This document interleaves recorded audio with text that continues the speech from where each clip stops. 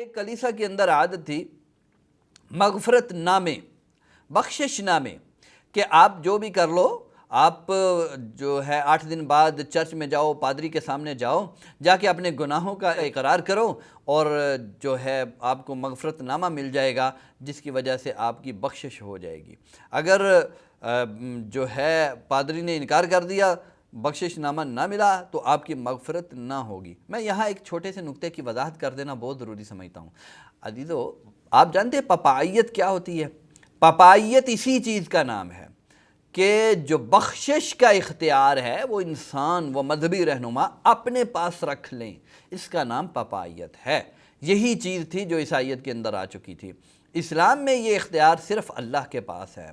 وَمَن يَغْفِرُ الذُّنُوبَ إِلَّا اللَّهُ، اللہ کے علاوہ کوئی گناہوں کو بخشنے والا نہیں ہے، بس اللہ کی ذات بخشنے والی ہے۔ یہ اختیار کسی مولوی کے پاس، کسی مذہبی رہنما کے پاس نہیں۔ تو لہذا اسلام میں کوئی پپائیت نہیں ہے۔ اگر کوئی ایسا دعویٰ کرتا ہے تو وہ اسلامی تعلیمات کے منافی ہے، اسلامی تعلیمات کے غلط چل رہا ہے۔ تو مغفرت نامے دیے جانے لگے۔ یہ مغفرت ناموں کی جو ہسٹری ہے، یہ اصل مسیحیت میں نہیں ہے۔ یہ بعد میں جب صلیبی جنگیں، کروسیڈز کا آغاز ہوا، تو اس وقت یہ 10ویں، 11ویں، 12ویں صدی میں کروسیڈز کے وقت لوگوں کو برانگیختہ کرنے کے لیے، انہیں مسلمانوں کے خلاف لڑانے کے لیے، جہاد میں شامل کرنے کے لیے، تو یہ مغفرت نامے، بخشش نامے مذہبی رہنماؤں کی طرف سے، یعنی مسیحی مذہبی رہنماؤں کی طرف سے دیے جانے لگے، جو کہ پھر صلیبی جنگیں تو ختم ہو گئیں۔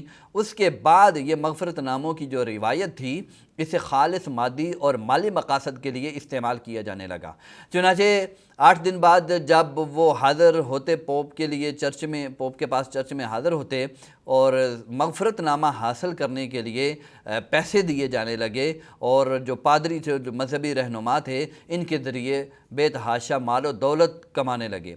تو یہ مغفرت نامے جو ہے، یہ پپائیت کی بیس بھی ہیں، اور یہ جو ہے پادریوں کے اندر، مسیحی رہنماؤں کے اندر آگے، جس کی وجہ سے عوام کے اوپر مزید کنٹرول ان کا